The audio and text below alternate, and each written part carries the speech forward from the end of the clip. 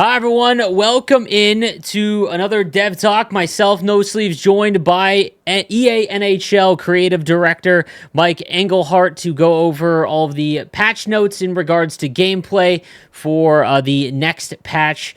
So thank you, Mike, for joining me tonight. We're going to answer a lot of questions from the community and things that are going to be addressed in the next patch. But I want to thank you for coming out and kind of stepping in the light here. Yeah, thanks for having me and looking forward to chatting with everybody and talk about the next big patch. Let's get into some of the things that we're going to discuss specifically with gameplay. Why don't we just start right off the top? All right. So look, the Michigan or the lacrosse Yeah. was brought back. It was brought back to no, it was introduced with just one button this year. One of the more loud topics of discussion amongst the player base. So the cross shots a little too easy to perform with low rated deke players. That's kind of the feedback from the community. How is that being addressed?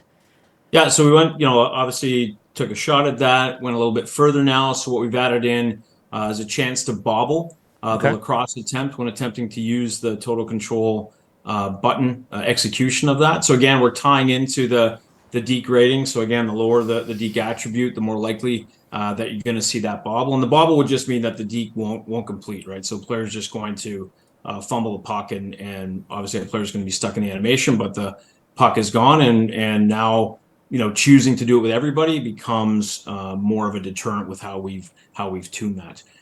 There's been some other changes too, though. What we've done is also increase the difficulty of performing the lacrosse move with the skill stick, to match the way it was in 23. There was a slight change in 24, so we've walked that back to 23 to require more consistent rotation speed when executing that move. And then lastly, the skilled up X factor improves the playback speed of the animation like before and keeps control of the puck similar to last patch. So those three changes make up the next piece of work that's done to the Michigan. One of the main things and kind of the biggest pieces of feedback from the community and the player base so far has been AI penalties. Can you address, let's specifically in 1v1 in Hockey Ultimate Team, specifically why they're in the state that they are, and is there anything being done to the AI computer penalty specifically? Yeah, so I mean, first off, we they're going to be tuned down.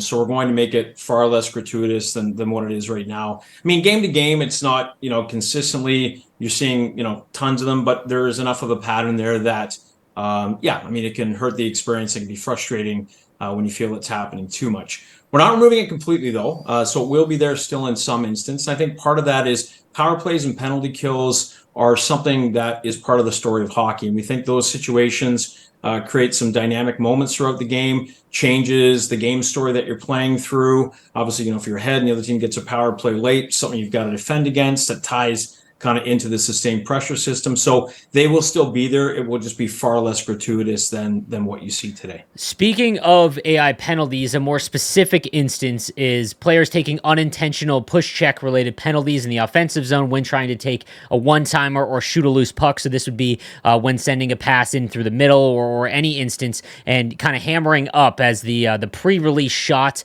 It wouldn't give you that cue in NHL 24. We're getting those big shoves on specifically on total control and skill stick. Is there anything being addressed to fix that one? Yeah. So simply put, if you hold vision control, what that will do is it will prioritize shooting on the right stick. So essentially, you're battling for a puck on a scramble in front of the net, trying to bang in a rebound. By holding down vision control, that will remove the push checks that are there, and it will just focus on shooting. So now you have the ability to cancel it out and get shooting when you expect it, and avoid those those interference calls. It can be a bit of a nuisance in terms of the gameplay experience. So the next instance would be this is definitely come up among the higher end players. Players have found unintentional ways to shoot the puck while charging a pass, resulting in curve shots or unrealistic animations. What's being done by the dev team for those specifically? Yeah, so essentially the wrong shot animations, they're not able to be triggered anymore. So that advantage of being able to manipulate the game that way, that's gone. So that's removed, thankfully, and will no longer be an issue in the next patch. Okay, that's big. We'll have to see. The community is always on the hunt for whatever the next big glitch goal is, and that's always going to be one of the bigger chases. I think it's an infinite game, man. Like it's great that people play the game so much and find them. It helps us fix it. But I think to your point, like someone's always going to find the next issue that's out there. But the more they play and find it, we can fix it and make the game more solid. So Yeah, absolutely. I'd love to hear that. All right, the next one would be a shoulder check. So charging a shoulder check. This is more for definitely in NHL 24, a new one because of how hitting has changed. Charging a shoulder check can cause your skater to gain a quick boost of speed as they align for a hit, which allows them to catch up to players unintentionally. What's being done for that one? yeah, so what we've done there is we've capped the speed that you can acquire while charging a hit. So there's a limit now there, which we think plays better based on that feedback. And then in addition to that, what we've done is we removed the hit assistance bonus that comes with the truculent zone ability. So those two things will play well together and should address that issue that has come up through the community. Goalies are stuck in their poke-check animation too long without being able to break out into a save. This allows players to easily bait them into a poke-check and then score. Some poke-check animations take too long for goalies to extend and recover. So what's being done for that one?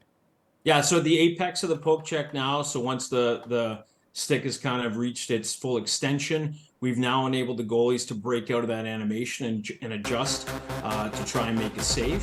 And then what we've also done is we have some different variances with the different types of poke check animations that have in there. Our longest ones, we've shortened them now so we have a more consistent frame count across all poke check animations. So that connected with the ability to break out of the poke check apex should make goalies, you can still bait them into trying to do a poke check if you're going to slide something across, but they're going to be able to defend against that and recover and make some awesome saves coming out of that situation. Love to hear that. I wonder if that will help with the forehand backhand because that's one of the more common goals, and I think that maybe the slower poke check might have that be an incident as to what's happening. I want to take a second and thank you for obviously stepping in front of the community. This has been something that hasn't been done over the last few years, and I just want to say thanks for doing this, and I hope definitely to see more of it.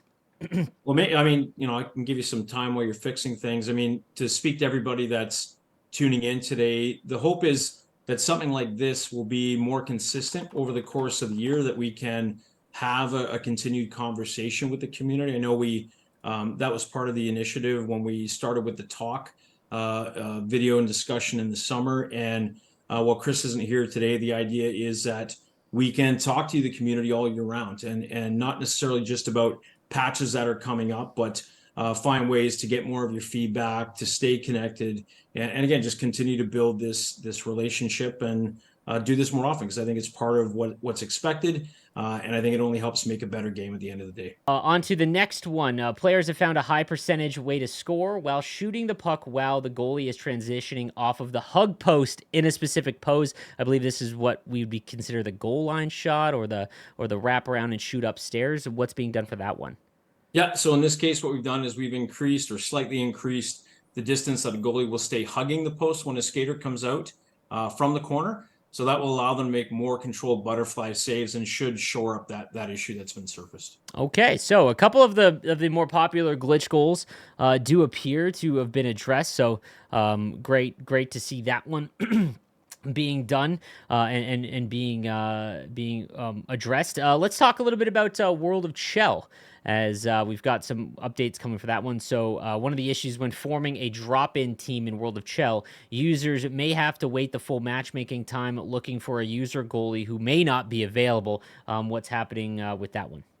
Okay, so in this case, when you form a drop-in team in Chell, now what you're going to do is when you've reached max skaters, that team is going to continue to look for a user goalie for 5 seconds and then automatically begin searching for an opponent. So there's a lot of different situations with the filters that we have built in the matchmaking with user goalies and AI goalies. I'll say another thing as well, longer term we're looking at is we know there's people would rather play with all human players because there's AI advantages. That's not something we're doing today, but we're trying to figure out a way to potentially streamline all of this stuff and find a better middle ground just to have fewer options and be able to get teams into games a lot quicker. So this will help this issue, but I think the other thing to say here is that we understand that matchmaking can be a frustrating period of time waiting, and so we're looking at all avenues to improve this as we go forward, not just with 24, but with the franchise in general.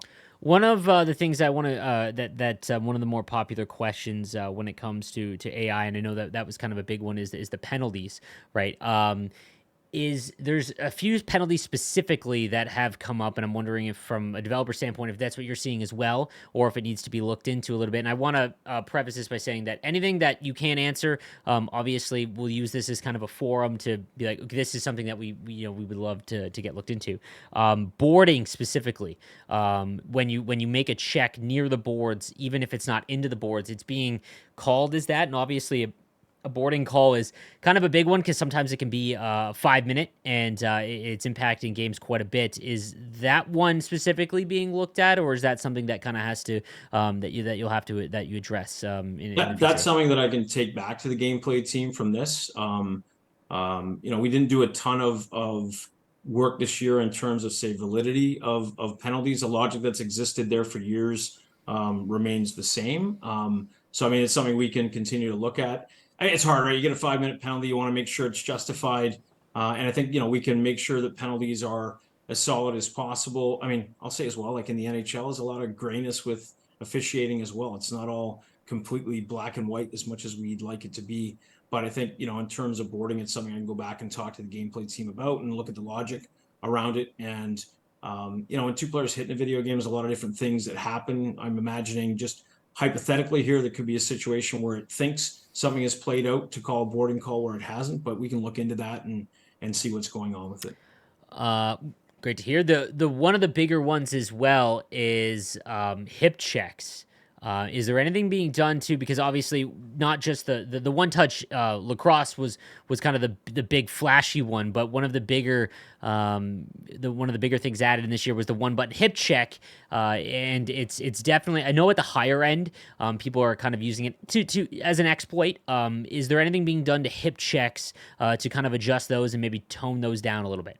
Yeah. So hip checks, we got a bunch of things that we're working on that will be coming out in a patch. And so the idea is to, we don't want to remove the fun that hip checks provide, because I think obviously, like they've popped up, in numerous places of people posting stuff, and they're great moments in the game, but obviously they are a bit gratuitous compared to the other big hits that are thrown in the game. So we've added in default interference logic to the penalty system around hip checks. So, if you're using it too gratuitously, too early, too late, you'll end up in the box for interference, like you would with any other check in similar circumstances. So you're going to have to obviously make sure the puck is in possession when you're going to throw a hip check.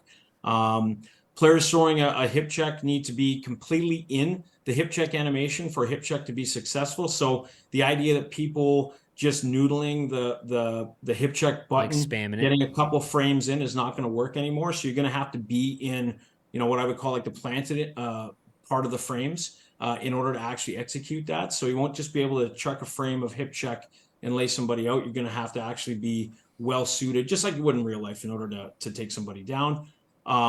Players who are getting hip check can slow down before the contact to reduce the impact and reaction. So again, watching my Sabres, Darlene is really good at this. Players try to take him out along the boards, and he'll hit the brake to try to be evasive. So if you slow down, your momentum will work in your favor in terms of evading the hip check. Or if you make contact, it's not going to be the massive car wreck that it is now on the ice. As much as that moment is good, it's again too gratuitous. And lastly, we put some logic in that requires a higher relative speed between the hip checker and the target to create the large hip check reaction. So there's been some tuning there as well. So now where it's gratuitous, I'd say it's going to take a little bit more skill, a little bit more mastery to get the payoff that you're looking for. Again, we didn't want to tune it to the point that these just disappeared, because we think they're a great part of the game. And this tuning, I think, is more balanced against all the feedback that's come. And I think everybody should be pretty happy with how the gameplay team is executed against the hip checks. Okay. So hip checks are getting looked at. There are a few.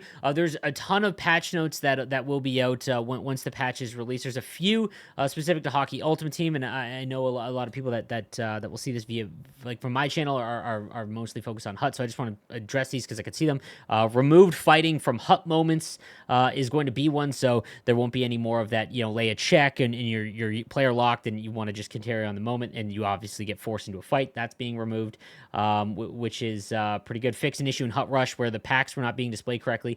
Hut Rush specifically right now, I'm not sure how much you can talk to about that mode specifically, but it's not tracking a lot of the objectives. Is that something the team is looking at right now? We're 100% aware of that, so we're looking into it right now. So we're 100% aware. Okay, perfect. So back to World of Chell. I apologize for jumping around here. When I forget something, I'm going back to the list, and I just want to make sure it's touched on everything. So I do apologize, guys. All right. So one of the things, this is in regards to club info and the player stats updates in preparation for the EASHL finals. You've restructured the way the club info and player stats drawer appears in World of Chell modes. The info displayed will be relevant to the mode you are currently in, with the ability to toggle between club info and skater goalie stats using the right stick. The bigger one, I think, is a quality of life update in the creation zone. So this will be added in the next patch. Multiple presets within the creation zone is very confusing to users, many of which don't even realize that they have to customize home and away separately for skater casual and pro, as well as goalie casual and pro.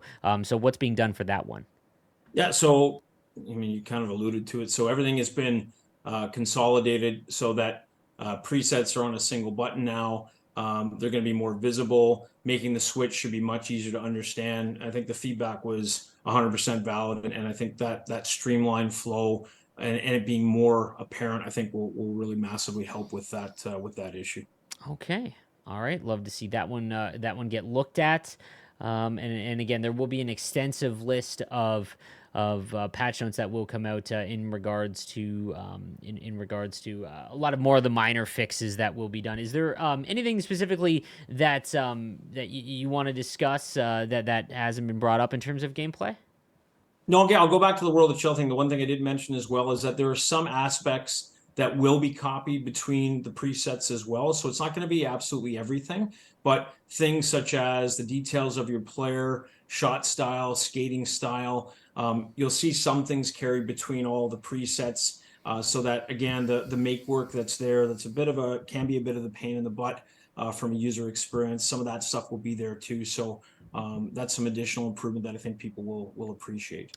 Another a common question that we see a lot of in NHL 24 is kind of slower menus. Is that something that your team is seeing, or is that simply due to the multiple generations that you're working on because you're still developing for old gen? Is that something that's being looked at by the team, or something that you're noticing?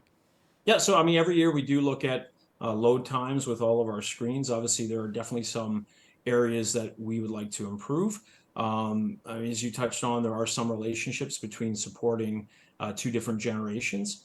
So it plays into it, but by no means does that mean, we can't try to improve things. So, there's a lot of technical reasons and a lot of history actually in some of the modes as to why they are the way they are. But 100% like the goal here is to make as many screens and make the entire UI as lightning fast as possible, because people want to spend less time waiting and more times doing things. And that doesn't mean just getting into a game. That means, especially with the change that we've done to Creation Zone, I mean, getting back from a game and being able to update things or play with your club, or obviously even edit your lines in Hockey Ultimate Team. So we're well aware of all the areas that are slow, and it is a focus as we go forward every year, and we'll continue to find ways to improve that. And some areas need more work than others, but it's 100% something that I'm really set on making as best as possible every single year. It takes time to solve these given the age of the game, and not everything is as straightforward, but it's 100% something that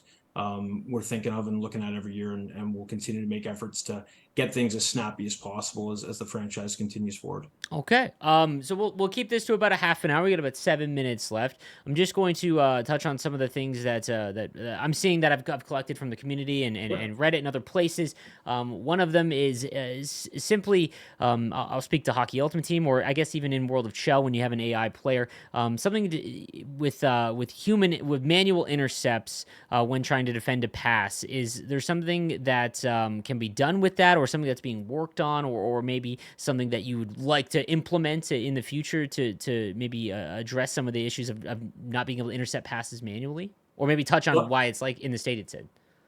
So I think for intercepts, I think we're aware that there are inconsistencies out there in certain situations.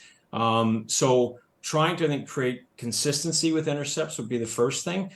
This is definitely a topic that I'd engage more with the gameplay team on and understanding sort of the state. I think one thing to clarify for everybody watching too. So I've been with NHL 2 years now, and seems like a long period of time. But this game engine has a lot of cycles on it, and even 2 years in, there's still tons that I'm learning about the product. So I think for that one, for me, it would be about consistency, because I think when you play a game, you want to understand why or why not things are happening.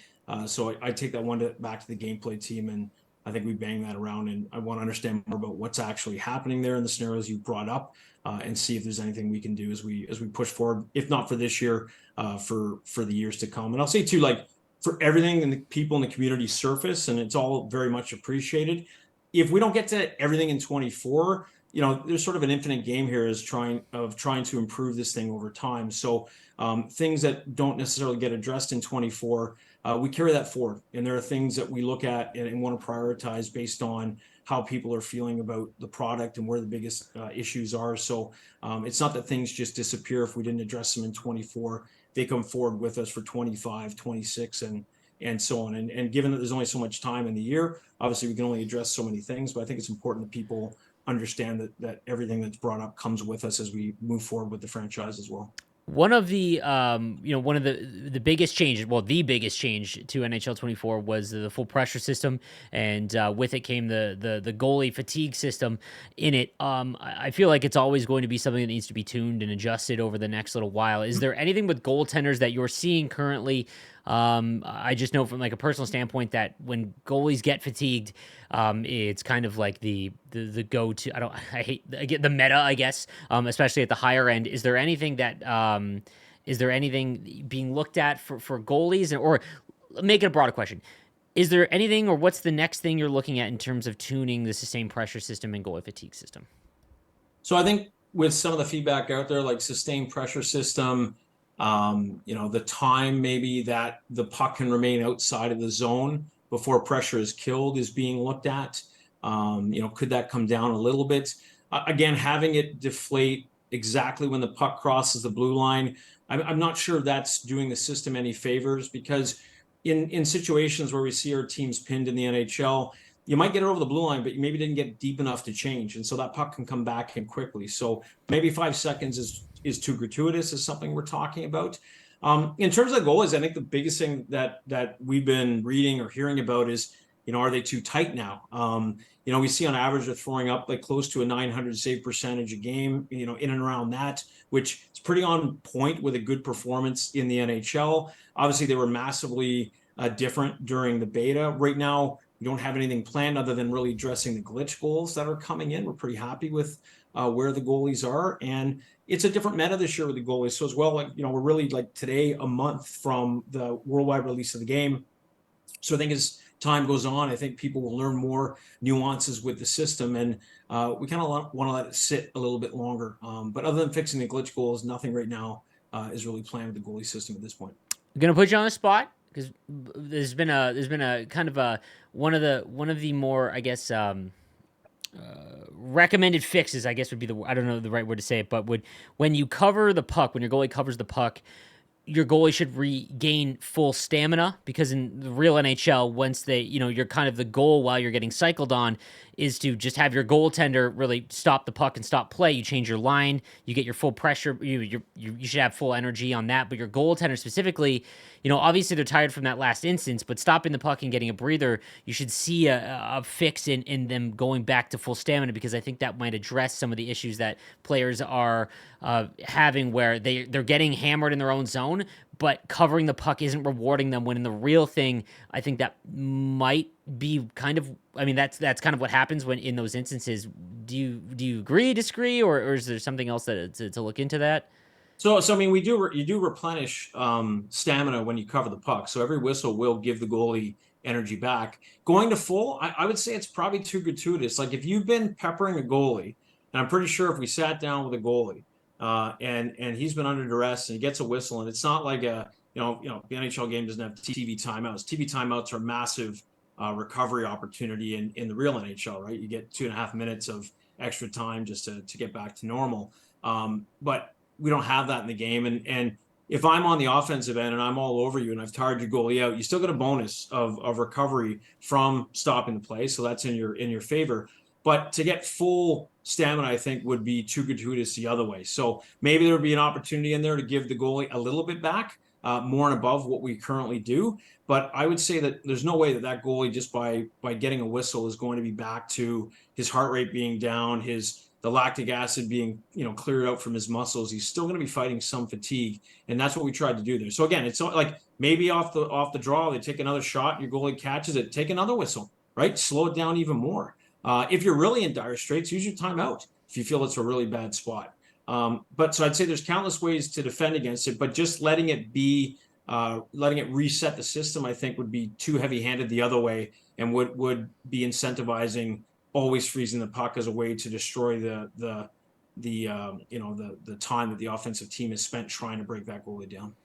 The goalies, when they get it, I know it was addressed in the last patch, actually, like the amount of times that they get into that desperation state. Is there any thought to adjusting the amount of energy or time that it takes for the goalie to get fatigue, or maybe have it impacted more by their endurance stat? It could. I mean, the goalies, it's such a, what I'll say is, like, we've gotten to a point where now at least the goalie system is not where it was, because I think people were really critical, and the goalie was too floppy in the beta, right? It Yeah. was the goalie was way too active and it was too easy to manipulate. It's a very fine-tuned system, and so it's just one of those systems where you get it working in a way you can play with it, but you also got to be mindful that we make a change and it goes out in a patch, and if we've gone too far, it can uproot the way the game is playing. Now, right now, the issue is not that the goalies are flopping around too much. The issue is maybe they're a bit too tight. But again, if they're throwing up ridiculous save percentages every game, then I think we'd have a problem where we've gone too far the other way. But outside of that, again, I think we're pretty happy with where they are. We'll let it go. I mean, we're only a month in, so we got more time. We'll kind of see how things go here, and what people figure out. I think, again, the more people play, the more time they put in. Might be in a part, a few months down the road, people say the goalies all of a sudden are too easy to score on based on where we've come from, because they've learned the meta in a different way. So, but again, we could tune all this stuff 100%, but I still think we're pretty happy with where we've gotten to coming out of the community playtest. The last thing I want to touch on is the total controls, and specifically the R3 sensitivity. So that's been kind of like the major issue, is where you click in R3 accidentally. Anything in regards to the controls, and maybe a potential of us allowing just to customize our controls in the future?